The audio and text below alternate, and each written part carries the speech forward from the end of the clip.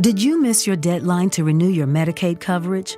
You can still send your completed annual review form to Healthy Connections Medicaid. You may be assigned to another health plan, but you can ask to come back to First Choice within 60 days of renewed Medicaid eligibility. It's your family. It's your choice. First Choice is the right choice. Renew and choose us. Visit selecthealthofsc.com/renew to learn more. Okay, round two. Name something that's not boring. A laundry? Ooh, a book club. Computer solitaire, huh? Ah, sorry, we were looking for Chumba Casino. That's right, ChumbaCasino.com has over 100 casino-style games. Join today and play for free for your chance to redeem some serious prizes.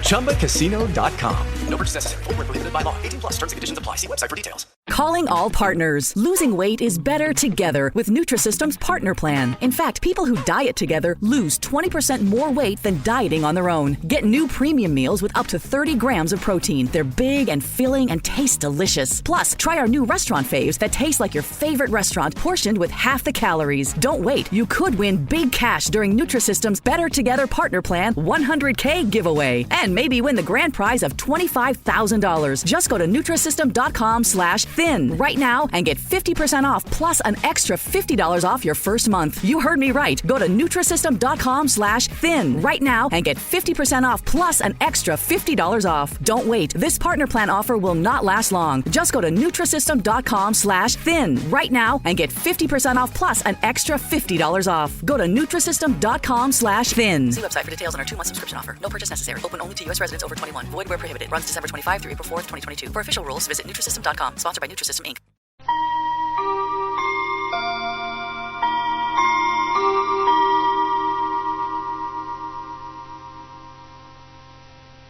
We return again to Phyllis White, who had some more delightful information about the Sherlock Holmes radio broadcasts. Phyllis? Rathbone and Bruce were making films, and they had just one day off per week for the radio work. They received the scripts a couple of days early to look over if they had time, and they would turn up at the studio early the afternoon of broadcast day. And the first reading would be rather slow and broken up as there was discussion and maybe a few changes. Then there would be a reading for timing to fit to the exact number of minutes available. It was more likely to be too long than too short. Edna would flip over a few pages and knock out a couple of words here and a couple on another page, and it would miraculously come out exact to the minute. And so they went through the rest of the afternoon as the tempo and pressure increased and the show sharpened up. At the end of the afternoon, they went on the air for the eastern United States. Then there was a couple of hours break, and everybody would go out to dinner. Then they would come back and do it all over again for the West Coast. I feel very thankful now that these live and ephemeral shows were captured on disc and that they could now reach a new audience. Now, please join Phyllis and I as we listen to The Iron Box. This episode from the life of Sherlock Holmes will be transmitted to our men and women overseas by shortwave and through the worldwide facilities of the Armed Forces Radio Service. Petri Wine brings you Basil Rathbone and Nigel Bruce in the new Adventures of Sherlock Holmes.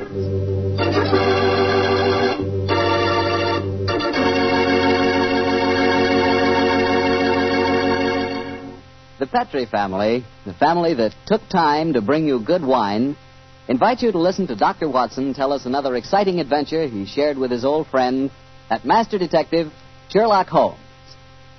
Well, this is it, New Year's Eve. And I wish you could be here with us this evening so we could toast each other with a glass of Petri California port. As you know, port wine has long been a favorite wine for celebrating a happy occasion. That's because port is a wine rich in tradition. And you couldn't ask for a more delicious port than Petri port. Petri port is a deep, glowing red color, beautiful to look at and wonderful to taste, with a hearty, full flavor that's right from the heart of the grape. And when you serve Petri port to your friends tonight or any time, remember you can serve it proudly because the name Petri is the proudest name in the history of American wine.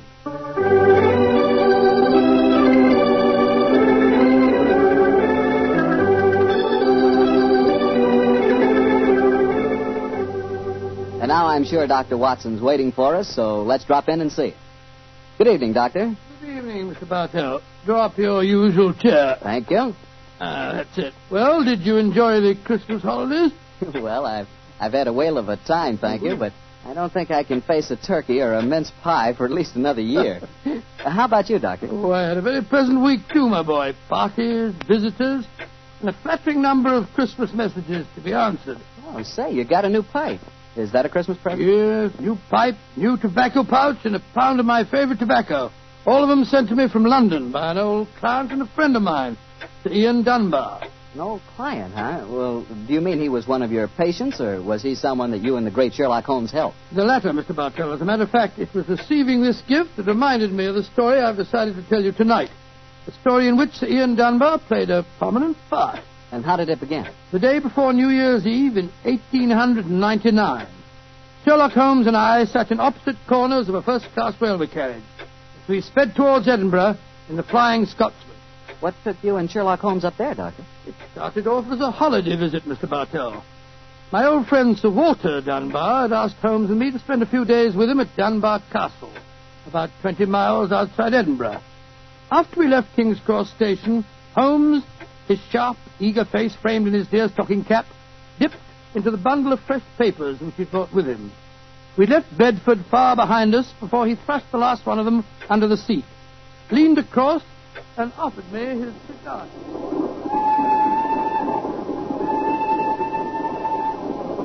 Care for a cigar, Watson? No, thanks awful. I'll stick to the pipe. Flying Scotsman's living up to its name. We're going splendidly. Our present rate is 53.5 miles an hour. Oh, I hadn't noticed the quarter-mile post. Nor have I, but the telegraph posts on this line are 60 yards apart. With the aid of a watch, the calculation is a simple one.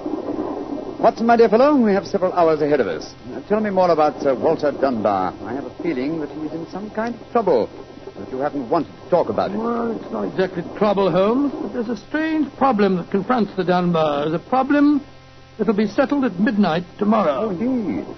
Night of New Year's Eve, eh? Yes, exactly, but to really appreciate the story, I have to begin by telling you of the death of old Sir Thomas Dunbar. The father of the present baronet, I suppose. Yes, he was severely wounded at Waterloo, though he managed to last out long enough to get back to Dunbar Castle. The story goes that as he lay there on his deathbed, he told his wife of his plans.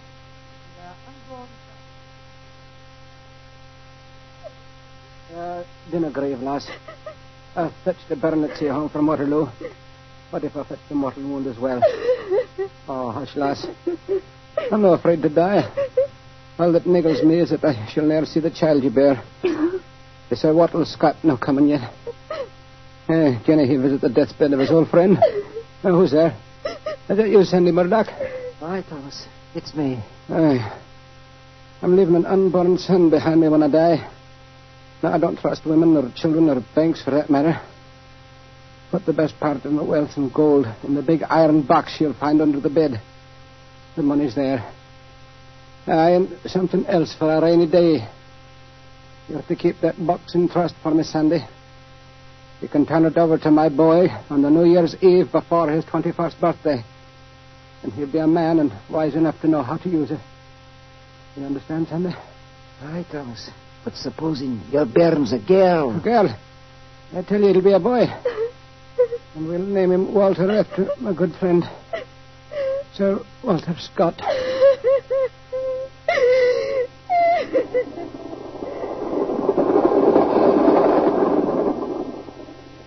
Very interesting story, Watson. And that child, of course, is the gentleman we are going to see now, Sir Walter Dunbar. Exactly. And the first baronet was a friend of Sir Walter Scott, while his son can boast of your acquaintance. Why, it's a family singularly rich in literary friendships. That's not very funny, Holmes. To continue, I suppose you can guess what happened. Sir Thomas carefully drew up a document to specify. The New Year's Eve before the baronet's 21st birthday. And the poor child was born on February 29th. It was a leap year. Oh, so poor Sir Walter is still waiting for his iron box full of gold. Yes, he'll be 84 next year, and yet legally, With only one birthday every 4 years in the eyes of the law, he... 21. A most amusing situation, though I'm afraid Sir Walter finds it far from entertaining. The lawyers must have been extremely scrupulous in abiding by the letter of the document. Yes, old Sandy Murdoch is dead now, of course. But he, too, is a great-grandson, William Murdoch, who still handles the Dunbar estate.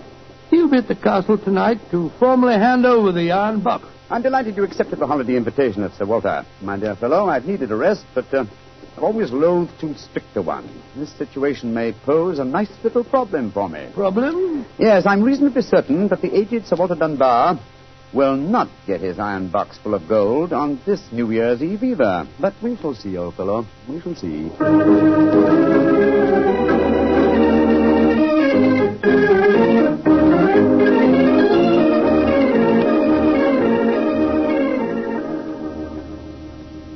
Dr. Watson, I'm glad to see you and Mr. Holmes here at the castle. Thank you, my boy. Holmes, this is Ian Dunbar, Sir Walter's grandson. How do you do, Mr. Dunbar?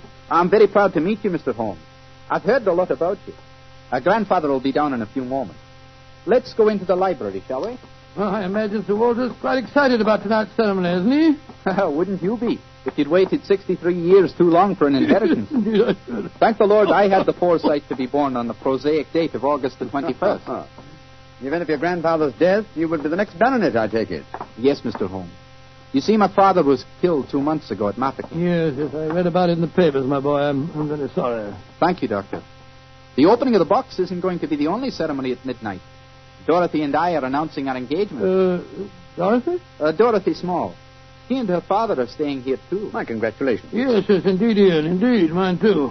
Thank you. It's been quite a battle with her father, though. He's a businessman and isn't impressed with titles when they aren't accompanied by a suitable income. But when we told him about the inheritance, he relented and gave his consent. Here's Dorothy now. Dorothy, darling, I want you to meet 2 friends of mine, Mr. Sherlock Holmes and Dr. Watson. How do you do? Now, how do you do, Miss Small? How are you, my dear? From what this young man's been telling us, I gather that congratulations are in order. Thank you.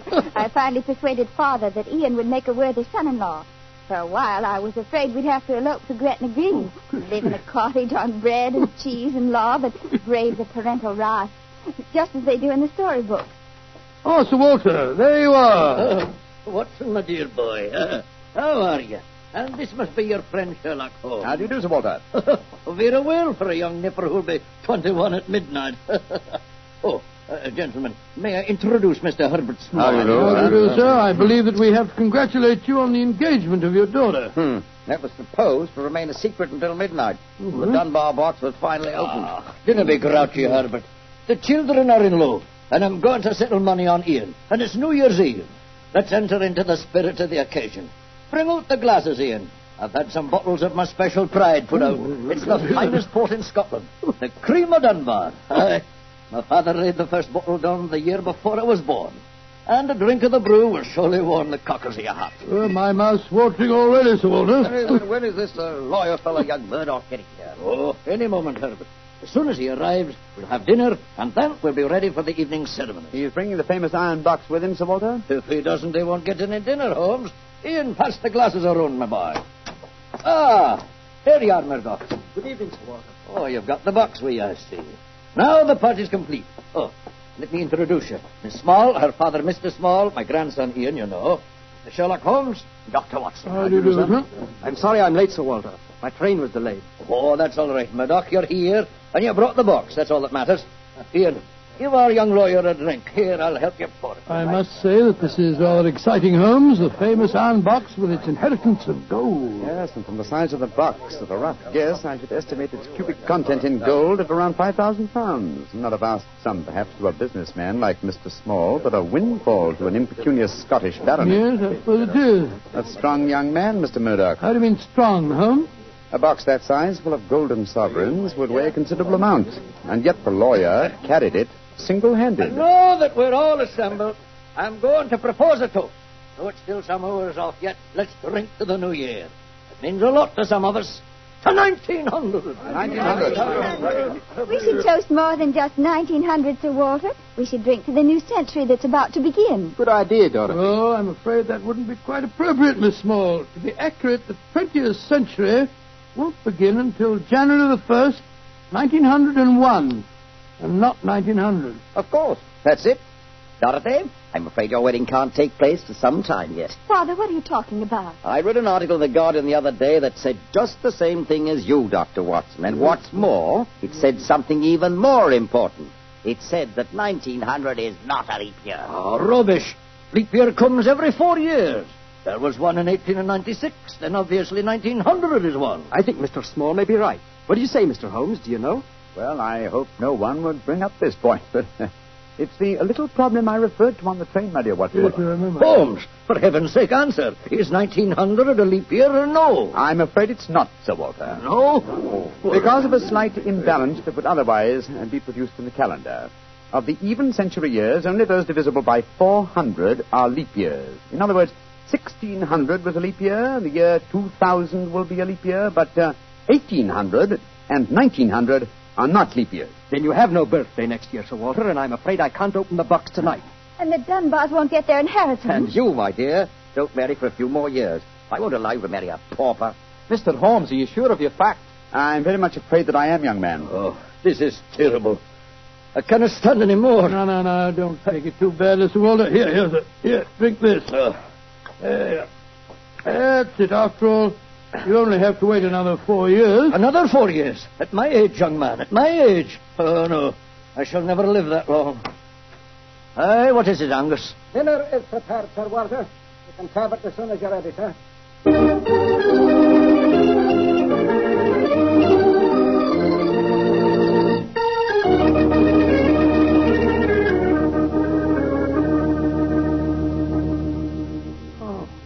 What a miserable meal, Holmes. Sir Walter's gone to his room, the young lovers are nearly in tears, and Small and the lawyer Murdoch seem to be positively gloating. Yes, a most depressing atmosphere in which to welcome the new year. But let us, at least, make the best of it. I think I'll go and have a talk with Sir Walter. And you, my dear chap, why not try and cheer up the young folks? Some of your experiences in India may make them their minds off the trouble. Yes, quite an idea. I'll join you in the library. Call me if you want me, Holmes. Ah, there you are, my dears. Hello, Dr. Watson. All alone in front of the fire, eh? I'm afraid we're not in very good spirits, sir. Oh, nevertheless, I'll sit down here and join you, if you don't mind. Misery loves company, you know. You're very kind, Doctor. I was just trying to persuade Ian to elope with me. But he's being most ungallant. He won't even consider it. How can I, darling? I've got under £200 a year in my own right. How could we live on that? I was counting on the money the grandfather was going to give us to get me started. Now, Miss Small, a little earlier you talked of Gretna Green and bread and cheese and love in a cottage. Yes, there's a lot to be said for it, you know. Well, to be said for it, yes, Doctor. But have you ever tried it? Not literally, my boy, but I may tell you that when Mary, my wife, and I were first married, I had very little money. In fact, my income was just about the sum that you mentioned. And we were very happy. Ah, but you have a profession, Doctor. Look at me. I've been trained for nothing except to be Laird of Dunbar Castle. I can't support a wife on tradition. But you're young, Ian. You can get some kind of position, I'm sure you can. Yes, of course. As a matter of fact, I think that... Holmes, what is it? What's wrong? There's devil's work afoot, Watson. Come with me, old fellow. And you, Mr. Dunbar. Mr. Holmes, what's happened? It's Sir Walter. I went to his room. It was in darkness, but in the moonlight I saw two figures struggling by the open casement. One of them was Sir Walter. As I entered, he disappeared from sight. His attacker had pushed him out of the window into the moat. How dreadful. The other man got away in the darkness. We must get lanterns and go out to the moat at once. Though I'm very much afraid, Mr. Dunbar, that your grandfather is beyond our help.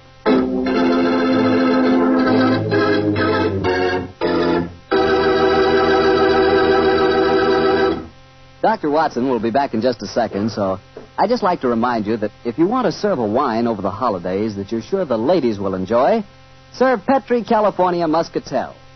Petri Muscatel is a golden wine with a wonderful flavor. The flavor of big, plump Muscat grapes. And you know what a flavor that is.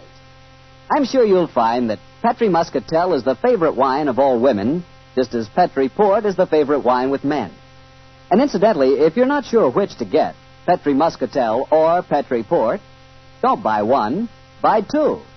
Get them both, and you'll be sure to please everyone.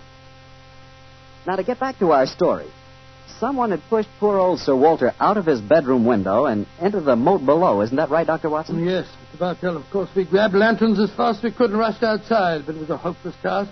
The water was 8 or 10 feet deep, and it seemed obvious that the elderly Sir Walter wouldn't have a chance of saving himself. But we searched on, the thicker, bobbing lanterns and the scurrying figures in the frosty moonlight, forming a weird,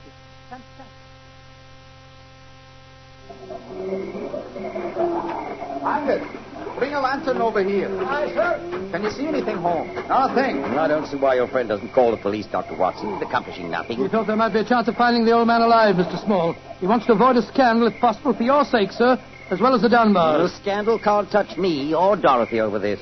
Her engagement was never announced. Thank heaven. That's a great pity, sir. I should think some new blood in your family would be a great improvement. You're being confoundedly impertinent, Doctor. And you'll be confoundedly heartless, sir.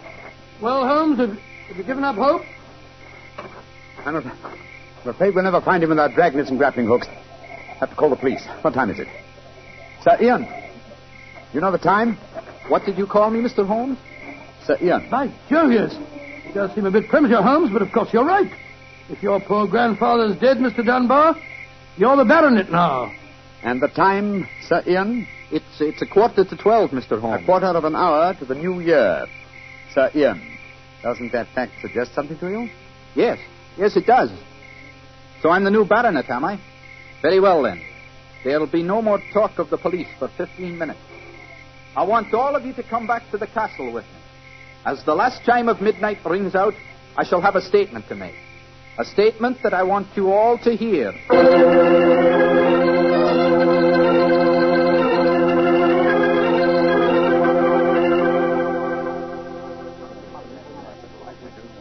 What you brought us all back here for, Holmes? Something very funny going on.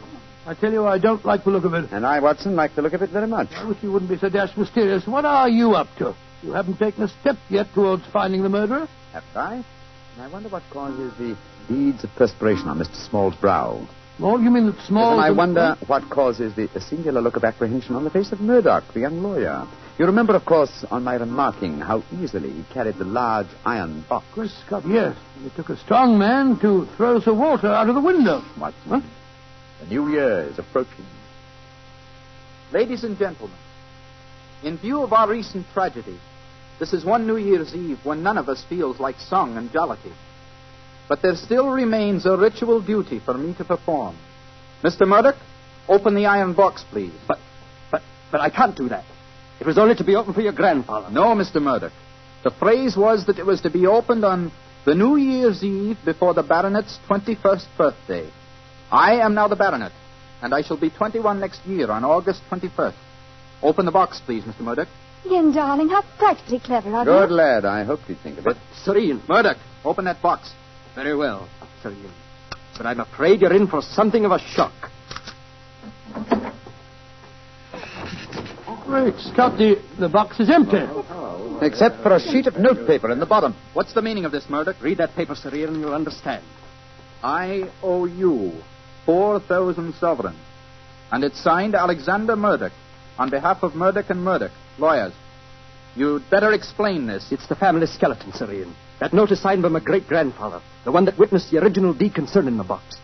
As soon as Sir Walter was born on that February the 29th, my great-grandfather realized the money wouldn't have to be produced for 84 years. And so he stole it. He borrowed it. He always intended to pay it back, but he was never able to. When he died, he told my father of his secret, and my father in turn told me. We've always planned to put back the money, Sir Ian, but we've never been able to. This is daylight robbery. You should prosecute the me and the firm's still in business. You can ruin them. You can sue them for every penny they have. Mr. Small, you've already shown a marked aversion to my family.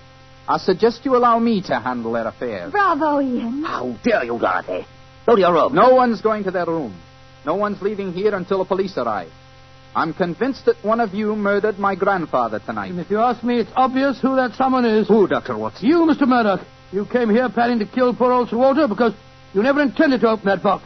You thought that your secret would die with him. That's a lie. I was going to tell him everything and then ask for time to pay the money. I didn't kill him. Of course he didn't. There's your murderer. You yourself, Ian. Father, what are you saying? I'm saying that Ian's the murderer. He saw that the box wasn't going to be open for another 4 years. He realized out the money couldn't marry Dorothy, so he killed his grandfather and then ordered the box opened. You're trying to cover yourself. You pushed grandfather out of that window tonight. You thought that if he died, the box would never be opened. So Dorothy couldn't marry me. You young Gentlemen. Upon my soul, Holmes, you seem remarkably calm. Do I, my dear Watson? I must say I'm absolutely fascinated by listening to three people accusing each other of murder, and each of them producing perfectly sound motives. It's a remarkable example of the dangers of reasoning from motive alone. We should profit by experience, Watson. Mr. Holmes, how can you be so calm? There's a murderer in this I room. suppose this game of charades is getting a little out of hand, Miss Small. Let's conclude it. You'd better come out now. That tapestry, it's moving. A happy new year to you all. Grandfather. Sir Walter, oh, am I seeing a ghost? Oh, Sir Walter, you're all right. Well, what kind of a game have you been playing? It's a funny game that Holmes and I invented. You might call it forcing the issue. I was determined to have the box open before the next 4 years were out, whilst I was still alive to look inside it. But the trickery of your family, Murdoch, has made me a very unhappy man. Sir Walter, I shall pay back the money in a few years. I swear I will. It'll be too late to do me any good, but I'll take care that Ian gets it. I've half a mind to prosecute you. Grandfather, the money isn't important now that you're all right. You were counting on it just the same, my boy, so that you could marry Dorothy. I know that. She'll never marry a pauper. I won't allow it. When I'm 21, you can't stop me, Father, and I am going to marry Ian. Be quiet. Sir Walter, it's a very unsavory business. I think that you owe us an explanation of your behavior tonight. You tell him, Holmes. I fancy a wee drop of cream of Dunbar. Watching you all search for my body in the moat has made me thirsty. The explanation is a very simple one, ladies and gentlemen.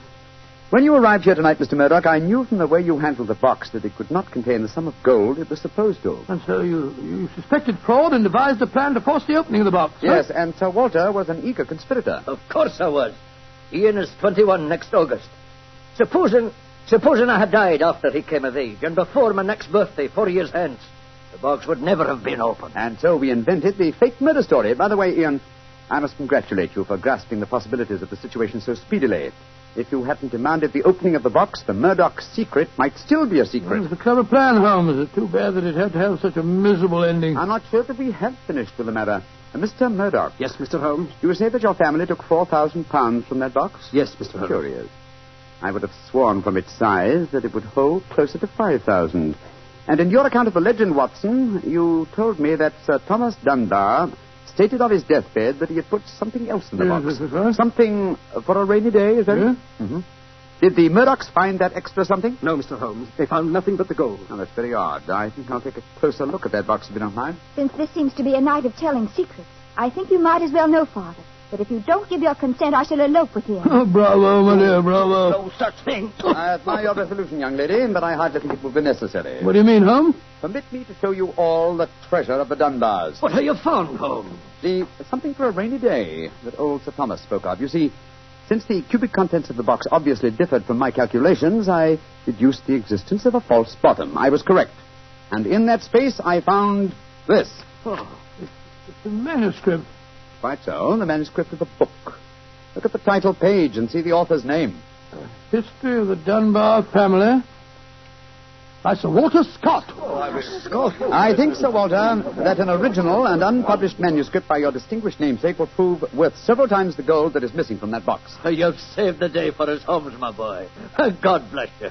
Oh, this has been as strange a new year as ever I knew. But it's turned out to be a bonny one, thanks to you, Holmes. Well, fill up your glasses. We're going to drink a toast to the new year. By Joe, yes, Sir Walter. This is really a happy occasion. Then let's complete it by singing the traditional song of the season, Auld Lang Syne.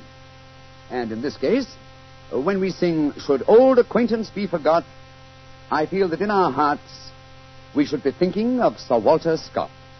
Though he died over 60 years ago, he's made us all very happy here tonight.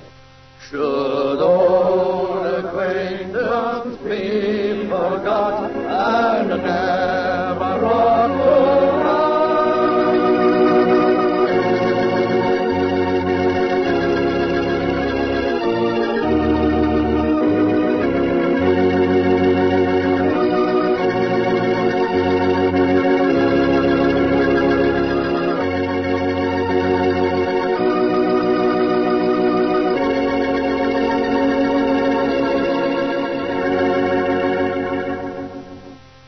Doctor, that turned out to be a very happy new year for all concerned. Yes, that's one new year that I'll never forget.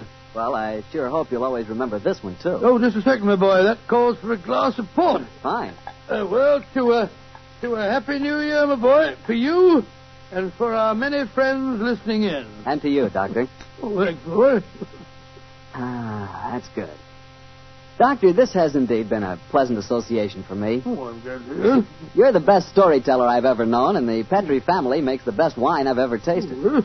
I hope that, just as they've been making wine for generations in the past, the Petrie family will continue to make fine wine in the future. Mr. Bartell, I know that you'll always be here to tell us just how good that Petrie wine is. Well, I hope so, Doctor. And I hope you'll always be right here beside me to tell another swell story about Mr. Holmes. I hope so, too, my boy. Oh, and incidentally, Doctor, what new adventure are you planning to tell us next week? Next week, Mr. Bartell, I'm going to tell you a weird story. It starts with a series of murders on Hampstead Heath and ends with a battle to the death in a burning waxworks. I call it the strange case of the murderer in wax.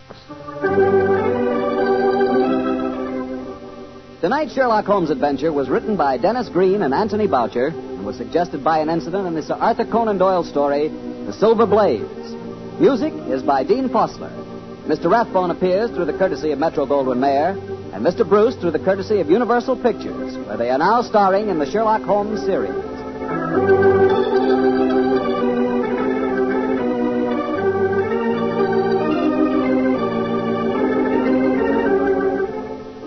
The Petrie Wine Company of San Francisco, California, invites you to tune in again next week, same time, same station. Sherlock Holmes comes to you from our Hollywood studio.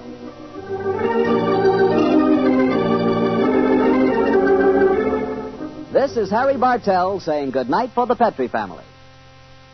For a solid hour of exciting mystery dramas, listen every Monday on most of these same stations at 8 o'clock to Michael Shayne, followed immediately by Sherlock Holmes. This is the Mutual Broadcasting System. I would like to thank Phyllis White for taking the time to tell us about her husband, Anthony Boucher, and also about Dennis Green, and those wonderful times, not so long ago, when Holmes and Watson were played by Rathbone and Bruce. The 2 episodes you have just heard are part of the new Adventures of Sherlock Holmes, starring Basil Rathbone and Nigel Bruce, and are a 1988 copyrighted production of 221A Baker Street Associates.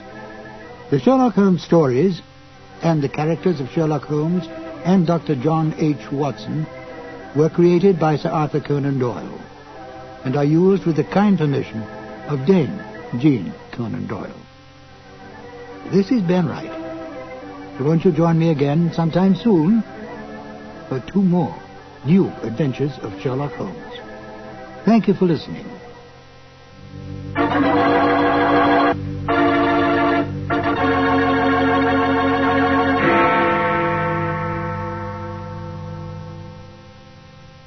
There's no community like a Cenex community, and that's why every Cenex store is so proud to serve theirs by supporting local athletic teams, promoting the arts, and making sure each store is a place its neighbors can find what they need, catch up with their friends, and stay connected. It's also why we give back, helping to make the wonderful places we call home the best they can be. Your local Cenex doesn't just work in your town, it lives there. The store next door, powered locally at Cenex. Did you miss your deadline to renew your Medicaid coverage? You can still send your completed annual review form to Healthy Connections Medicaid. You may be assigned to another health plan, but you can ask to come back to First Choice within 60 days of renewed Medicaid eligibility. It's your family. It's your choice. First Choice is the right choice. Renew and choose us. Visit selecthealthofsc.com/renew to learn more. Hello, it is Ryan, and we could all use an extra bright spot in our day, couldn't we? Just to make up for things like sitting in traffic, doing the dishes, counting your steps, you know, all the mundane stuff. That is why I'm such a big fan of Chumba Casino. Chumba Casino has all your favorite social casino-style games that you can play for free anytime, anywhere with daily bonuses. That should brighten your day a little. Actually, a lot. So sign up now at ChumbaCasino.com. That's ChumbaCasino.com. No purchase necessary. VGW Group. Void where prohibited by law. See terms and conditions. 18+.